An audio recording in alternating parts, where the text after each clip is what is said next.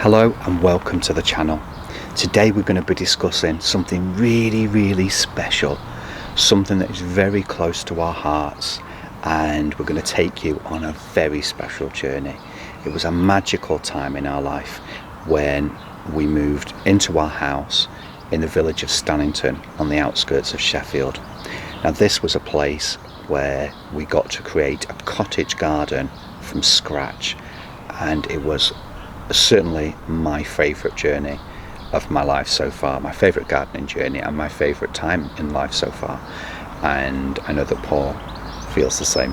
This garden was where we learnt a lot of our gardening knowledge. We did a lot of research at the time, we made a lot of mistakes, and we learnt along the way. And what we created in the end, it changed over time, and as time went by, I believe it got better and better and better as our gardening knowledge and our gardening skills improved. It did. And although we used to garden as a child, both of us used to, this was the first kind of major garden that we had together, and it was a delight to be able to have free rein to do whatever we wanted to it.